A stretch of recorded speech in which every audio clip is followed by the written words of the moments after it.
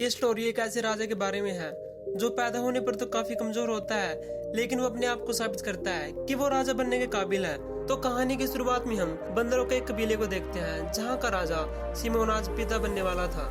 राजा खुशखबरी के इंतजार में अपनी प्रजा के साथ बाहर इंतजार कर रहा होता है। वहाँ राजा को व्लादिमीर आकर कहता है कि महाराज, हमारे सामने एक समस्या आ गई है। लेकिन राजा को उसकी कोई बात पल्ले नहीं पड़ती, इसलिए वो खुद ही रानी के कक्ष में जाता है, जहाँ वो अपने प्यारे से बेटे को देखकर काफी खुश होता है, जो काफी स्ट्रॉन्ग और उसी की तरह हेल्दी था। लेकिन तभी राजा को पता चलता है कि रानी ने 2 बेटों को जन्म दिया है, लेकिन दूसरा बेटा काफी कमजोर और दुबला पतला था, और वह बड़ा बेटा था, यानी उसने पहले जन्म लिया था। और खानदानी परंपरा के अकॉर्डिंग पहला बेटा ही राजा बनता था। राजा अपने बड़े बेटे को देखकर बहुत दुखी था, क्योंकि वो जानता था कि प्रजा ऐसे दुबले पतले राजा को कभी स्वीकार नहीं करेगी। तभी वहाँ राजा की एक जादूगरनी आती है। वो राजा से कहती है कि महाराज, इसमें आपका कोई कसूर नहीं है, ये तो प्रकृति का दोष है, और दूसरी ओर ये इतना कमजोर है कि कोई इसको अपना राजा नहीं मानेगा। उसकी बातें सुनकर राजा व्लादिमीर को उसको मारने के लिए कहता है, लेकिन जब व्लादिमीर उस बच्चे को मारने जाता है तो उस बच्चे की मासूमियत देखकर उसका माइंड चेंज हो जाता है, और जब वो उसे वहाँ छोड़कर जाने लगता है तो राजकुमार रोने लग जाता है। जिसके बाद व्लादिमीर उसको चलना सिखाता है और उसके साथ खेलता है, और ऐसे ही काफी समय गुजर जाता है। और अब राजकुमार बड़ा हो चुका था, लेकिन शारीरिक रूप से कमजोर होने की वजह से राजकुमार एडवर्ड अभी भी बच्चे की तरह दिखाई देता था, और उसके सभी कामों में अभी भी बचपना था। लेकिन एडवर्ड बातें जानने के लिए काफी एक्साइटेड रहता था। एक दिन वो ऐसे ही खेल रहा था, वो एक पौधे को अपने दोस्त यान को फुलाने के लिए बोलता है। जैसे ही उसका दोस्त उसको फुलाता है तो एक बर्ड आकर उसको फोड़ देती है, और वो स्टिक यान की नोच पर चिपक जाती है। उस स्टिक का ऐसे चिपकना उनके लिए किसी जादू से कम नहीं था। वो लोग खेल ही रहे थे, तभी उनको एक आवाज आती है, जिसको सुनकर वो उसकी तरफ जाने लगते हैं। वो देखते हैं कि वहाँ एक खेल खेला जा रहा था, जिसका आयोजन राजा ने करवाया था। उस खेल में राजा का बेटा काफी अच्छा परफॉर्म कर रहा था, जिसको देखकर वहाँ के सारे लोग उसको शाबाशी दे रहे थे। उसके बाद खेल की दूसरी टर्न आती है, और राजकुमार वानिया फिर से खेल खेलता है। तभी बॉल उछलकर यान के पास चली जाती है। यान उसको देखकर अपने आप का कंट्रोल खो देता है और उस बॉल के पीछे चला जाता है, इसलिए वो दोनों बॉल के साथ नीचे गिर जाते हैं, और वो बॉल उछलकर एक गड्ढे में जा गिरती है। ये सब देखकर वहाँ के लोग उनको घेर लेते हैं। एडवर्ड तो किसी तरह उनके बीच से निकल जाता है, लेकिन वो यान की बहुत बुरी तरह पिटाई करते हैं। ये देखकर एडवर्ड उसी चिपकने वाली टेक्निक का इस्तेमाल करता है और उसकी हेल्प से उस बॉल को निकाल लेता है। उसके इस काम से वहाँ के लोग काफी हैरान थे। तभी वहाँ वानिया आ जाता है, जो उसे बात करने लगता है। लेकिन इसी बीच व्लादिमीर की नजर उनके पैरों पर जाती है। वो देखते हैं कि उन दोनों के पांव बिल्कुल एक जैसे थे। वानिया बॉल लेकर खेल को स्टार्ट करने की कोशिश करता है, लेकिन बॉल चिपचिपी होने के कारण वानिया के हाथ में चिपक जाती है। वहाँ के लोग उसको छुड़ाने की कोशिश करते हैं, लेकिन वो कामयाब नहीं होते। लेकिन लास्ट में एक बंदर उस बॉल को ले लेता है, और वो उछलते हुए एक पेड़ से टकरा जाता है, और वो बॉल राजा के सर पर चिपक जाती है।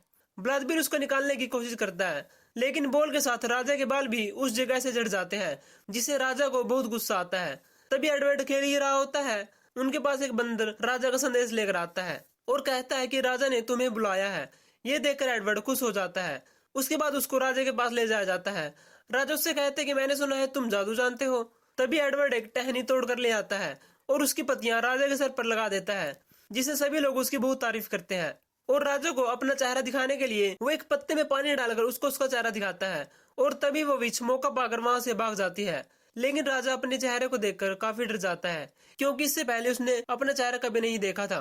लेकिन जब वो दूसरी बार अपने चेहरे को देखता है तो वो काफी खुश होता है। इसके बाद एडवर्ड राजा के लिए झूला बनाता है और राजा को उस पर बैठने के लिए बोलता है। दूसरी ओर हम देखते हैं कि वो विच बहुत सारी मधुमक्खियां पैदा कर रही थी और उनको सभी लोगों पर छोड़ देती है, और वहाँ राजा को झूला झूलने में काफी आनंद आ रहा था। इसी बीच मधुमक्खियां उन पर हमला बोल देती हैं, जिसकी वजह से राजा नीचे गिर जाता है। ये देखकर वानिया एडवर्ड को भी नीचे गिरा देता है, लेकिन उसकी इस बात से राजा वानिया पर बहुत गुस्सा करता है। उसके बाद यान वहाँ आता है, लेकिन वो काफी दूर था, इसलिए वो एडवर्ड की मदद नहीं कर पाता। आगे चलकर एडवर्ड एक गड्ढे में गिर जाता है। जैसे ही वो उस गड्ढे से बाहर आता है, उसको 2 शत्रुमुर्ग मिलते हैं, जो काफी सुंदर थे, और साथ ही उसको वहाँ बहुत सारे पशु पक्षी दिखते हैं। तभी वो देखता है कि एक भेड़ियों का झुंड उनकी तरफ बढ़ रहा था, इसलिए एडवर्ड उसके अपोजिट भागने लग जाता है, क्योंकि एडवर्ड को 2 पैरों पर चलना नहीं आता था। सभी बंदर पानी में अपने चेहरे को देख रहे होते हैं। वो देखते हैं कि भेड़िए एडवर्ड के पीछे लगे हुए हैं। उसके बाद एडवर्ड भागता हुआ गेंडों के झुंड में चला जाता है। भेड़ियों को देखकर गेंडे भी भागने लग जाते हैं। जब राजा एडवर्ड को देखता है तो उसको बचाने के लिए वो आगे आता है। और इसी बीच राजा काफी घायल हो जाता है और काफी चोट आने से राजा की वहाँ पर मौत हो जाती है। लेकिन मरने से पहले राजा ने उसको बता दिया था कि वो उसी का बेटा है और वानिया उसका छोटा भाई है। लेकिन वानिया इस बात से खुश नहीं था। इधर एडवर्ड भी इस बात से बहुत हैरान था। राजा की मौत के बाद सब लोग नए राजा वानिया को देखकर बहुत खुश हो रहे थे। तभी आसमान में बिजली चमकती है और वो एक सूखे पेड़ पर गिर जाती है और उसमें आग लग जाती है। एडवर्ड उसके बारे में जानने के लिए बहुत एक्साइटेड था और जाकर जलती हुई टहनी को पकड़ लेता है, जिससे उसका हाथ जल जाता है। फिर उसके बाद वो आग से खेलने लग जाता है। तभी आसमान से एक बड़ा सा बवंडर उनकी तरफ बढ़ रहा था। वो सब कुछ तबाह कर रहा था, जिसके बाद एडवर्ड भी उसके अंदर चला जाता है। उसके अंदर एडवर्ड की मुलाकात लूसी से होती है। तभी वो बवंडर उन दोनों को बाहर फेंक देता है और लूसी खाई में जाकर गिरती है। तभी एडवर्ड उसको रस्सी से बाहर निकालने की कोशिश करता है। इसी बीच रस्सी टूट जाती है, लेकिन यान वहां आकर उस रस्सी को पकड़ लेता है। जब वो ऊपर आते हैं तो यान की बेवकूफी के कारण वो एक बार फिर से नीचे गिर जाते हैं, लेकिन एडवर्ड किसी तरह उसको बचा लेता है। जब लूसी को होश आता है तो वह एडवर्ड से डरकर वहां से भाग जाती है और एडवर्ड भी उसके पीछे जाता है और फाइनली उस तक पहुंच जाता है और एक दूसरे के साथ बातें करते टाइम वो एक दूसरे के काफी क्लोज आ जाते हैं। और नाइट में एडवर्ड लावा से आग जला लेता है। आग को देखकर लूसी डर जाती है और वो आग को लेकर अपने होम ट्री में जाता है। सभी लोग एडवर्ड से खुश थे क्योंकि उसकी वजह से रात में भी उजाला हो गया था। तभी वहां वानिया आता है। वो सभी बंदरों को कहता है कि आग हमारी दुश्मन है। एडवर्ड कहता है कि आग हमारी दुश्मन नहीं बल्कि हमारी दोस्त है और उनको ये बात प्रूव भी करता है। लेकिन वो विच वानिया के साथ मिलकर सभी बंदरों को उसके खिलाफ भड़का देती है, इसलिए वो एडवर्ड को मारकर वहां से भगा देते हैं। उसके बाद वो दोनों एक गुफा में जाते हैं जहाँ एक भेड़िया होता है। वो आग को दिखाकर उस भेड़िए को भगा देते हैं और वो रात उसी गुफा में बिताते हैं और अगली सुबह वो मिलकर शिकार करते हैं। और नाइट में लूसी ने पत्थरों से आग भी जलानी सीख ली थी। वो हर रोज शिकार करते और रात उसी गुफा में बिताते।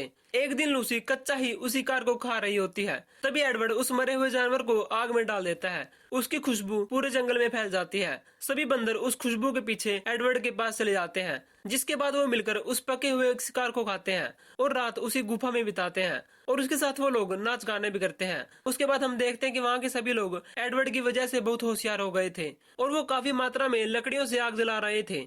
देखते ही देखते वहाँ एक पूरी बस्ती बस जाती है जहाँ काफी खुशी और शांति थी। तभी वो विच अपनी मधुमक्खियों पर छोड़ देती है और उनकी वजह से उनका काफी नुकसान हो जाता है। जो उन्होंने बनाया था वो सब तबाह हो चुका था।